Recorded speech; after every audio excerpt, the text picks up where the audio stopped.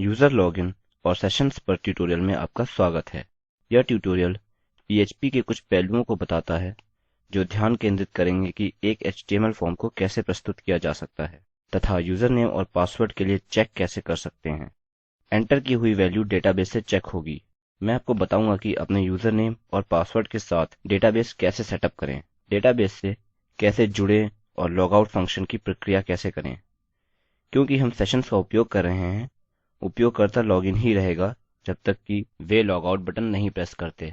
शुरुआत में मैं एक एचटीएमएल फॉर्म बनाऊंगा। मैं आपको कुछ MySQL फीचर्स के बारे में बताऊंगा जिनको हम सेटअप करेंगे। अपने एचटीएमएल फॉर्म में हम लॉगिन डॉट पीएचपी नामक पेज पर कार्य कर रहे हैं। इसको सरल करने के लिए हम अलग अलग पेज रखेंगे। हमारी पद्धति पोस्ट होने जा रही है। चलिए अपना फॉर्म यहाँ समाप्त करते हैं। मैं अपना इनपुट टाइप बनाना शुरू करूँगा जो टेक्स्ट होगा और नेम यूजर नेम होगा।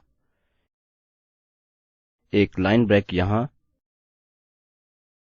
इस लाइन को कॉपी पेस्ट करें और टेक्स्ट को पासवर्ड में बदलें। और पासवर्ड कहते हैं हम कौन से ऑपरेटिंग सिस्टम का उपयोग कर रहे हैं उसके अनुसार ही यह स्टार या सर्कल्स के रूप में दिखाई देगा। और अंततः हम सबमिट बटन बनाएंगे और इसकी वैल्यू लॉगिन होगी। इसकी कोशिश करते हैं, रिफ्रेश करें और हमारे पास पेज यहाँ है index dot PHP user name और पासवर्ड के साथ। मैं लॉगिन करूँगा और यह पेज पर जाता है जो कि मौजूद नहीं है। अब चलिए इसको कुछ अधिक उपयोगकर्ता के अनुकूल बनाते हैं और लेबल्स यहाँ टाइप करते हैं। रिफ्रेश करें और हम यहाँ हैं। अब अपनी लॉगिन डॉट पीएचपी फाइल बनाते हैं। पहले मैं php my admin ओपन करूँगा। यदि आप एक्जाम का उपयोग कर रहे हैं तो php my admin के लिए लोकल होस्ट का उपयोग करके यह डिफॉल्ट रूप से संस्थापित होगा। यदि यह अभी भी संस्थापित नहीं हुआ है तो इसके लिए मैं आपको गूगल पर जाकर लोकल होस्ट डायरेक्टरी पर कॉपी संस्थापित करके इसका उपयोग करने की सलाह दूंगा। अब हम नया डेटाबेस बनाएंगे।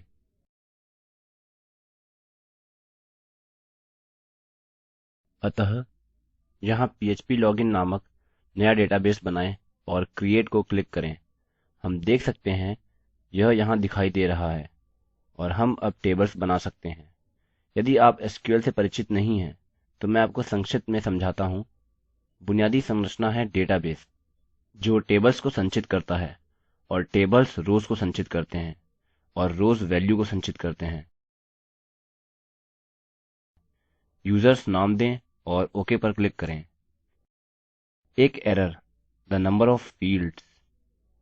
जब मैं नया डेटाबेस बनाता हूँ मैं नोटपैड या कॉन्टेक्स्ट एडिटर खोलता हूँ और सभी फील्ड्स को लिखता हूँ जिनका मैं उपयोग करूँगा। मैं शुरुआत के लिए आईडी, फिर यूजरनेम और अंत में पासवर्ड का उपयोग करूँगा। फिलहाल हमें यह सब चाहिए। आपके प्रोग्राम की निर्भरता अनुसार हम first name, date of birth आदि भी जोड़ सकते हैं, लेकिन अभी के लिए हम इन तीन फील्ड्स का उपयोग इसे तीन फील्ड्स का टोटल बना रहे हैं। चलिए यहाँ वापस जाते हैं। अतः तीन फील्ड्स और वह पहले यह बनाएगा। अब हम फील्ड नेम्स में टाइप करके आगे बढ़ते हैं। हम आईडी टाइप करते हैं और हम इसे एक पूर्णांक बनाएंगे। यह प्राथमिक उपाय है और हम इसे ऑटो इंक्रीमेंट बनाना चाहते हैं। अब प्रत्येक समय जब नए रिकॉर्ड बनते हैं आईडी वैल्यूज 1 से बढ़त होगी।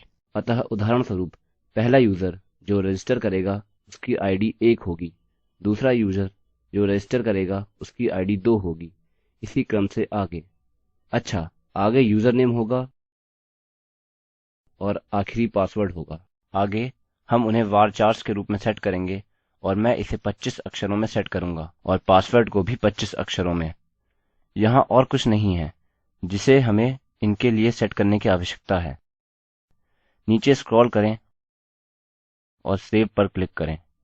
अच्छा, तो एक बार मैं यहाँ सेव कर देता हूँ तो हम नीचे आ सकते हैं और इसे यहाँ देख सकते हैं और आप उनमें वैल्यू प्रविष्ट कर सकते हैं। हम इसे करेंगे क्योंकि हम टेस्ट कर रहे हैं। यूजर रजिस्ट्रेशन फॉर्म कैसे बनाएं, इस पर मैंने कुछ ट्यूटोरियल्स बनाए हैं। हम इस पर आगे चर्चा कर सकते हैं। आईडी की वैल्यू स्ववृद्धित होगी, अतः हम कुछ भी नहीं डालते, यह 1 होगा। यूजर नेम में मैं एलेक्स लिखूंगा, मेरा पासवर्ड एबीसी होगा, हालांकि मैं आपको अच्छे पासवर्ड की सलाह दूंगा। अच्छा, तो यूजर नेम एलेक्स है और पासवर्ड एबीसी है, याद रखने के लिए आसान। यह संग्रहीत किया गया है। ब्राउज करने के लिए ब्राउज टैब पर क्लिक करें, नीचे स्क्रॉल करें, हमारे पास एलेक्स और एबीसी के रूप में यूजर नेम और पासवर्ड है और आईडी पहले से ही 1 सेट की हुई है।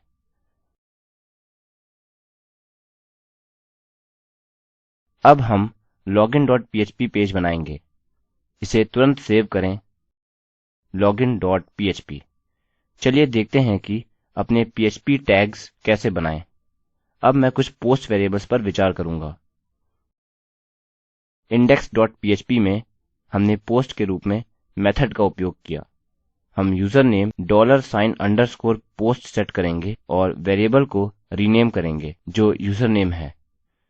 यह यहाँ मिला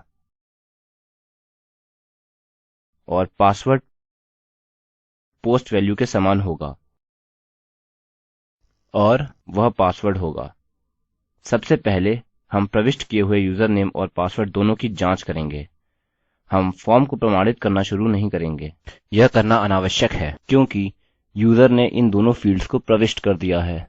अब मैं मेरा इफ स्टेटमेंट टाइप करूंगा। यह एक बड़ा ब्लॉक होगा क्योंकि सभी कोड जो मुझे चेक के बाद चाहिए यह यहाँ पर चले जाएंगे। अतः मैं यहाँ इफ यूजर नेम लिखूंगा, जिसका अर्थ है इफ यूजर नेम में यदि वैल्यू है यह सही होगा, और मैं पासवर्ड लिखूंगा। अतः इसको ट्रू करने के लिए और यहाँ कोड के इस ब्लॉक को निष्पादित करने के लिए इस यूजर नेम और पासवर्ड की आवश्यकता है। हमें यहाँ क्या लिखना चाहिए? हमें अपने डेटाबेस से जुड़ने की आवश्यकता है। यह करने के लिए हम connect = mysql_connect नामक वेरिएबल बनाते हैं और इसके अंदर पहला पैरामीटर होस्ट होगा जो कि मेरे लिए लोकल होस्ट है, दूसरा होगा यूजर नेम और मैं रूट का उपयोग करूंगा, तीसरा है पासवर्ड जो मुझे लगता है कि मेरे पास नहीं है, हम उसमें चेक करेंगे। इसके बाद हम और डाई लिख सकते हैं और एक एरर मैसेज देता है। अतः उदाहरणस्वरूप हम couldn't connect लिख सकते हैं। मुझे मेरे पासवर्ड के बारे में यकीन नहीं है, मेरे ख्याल से यह कुछ और है। हम कुछ कोशिश करेंगे तो यह कहेगा couldn't connect।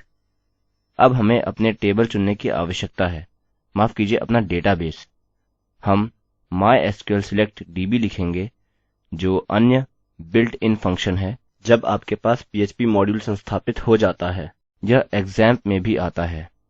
यहाँ मैं दोहरे उद्धरण डालूंगा और php लॉगिन लिखूंगा। अतः मान लीजिए कि सब कुछ ठीक है, मैं अपना error message couldn't find db यहाँ जोड़ सकता हूँ। अच्छा, पेज रिफ्रेश करें, लॉगिन पर क्लिक करें, कुछ नहीं हुआ। चलिए अपनी इफ स्टेटमेंट एडिट करते हैं और एल्स लिखते हैं। एको या बेस्ट फंक्शन die है। यहाँ यह इस पॉइंट के बाद कुछ भी निष्पादित करना बंद कर देगा और यह आपका पसंदीदा मैसेज भी पास करेगा।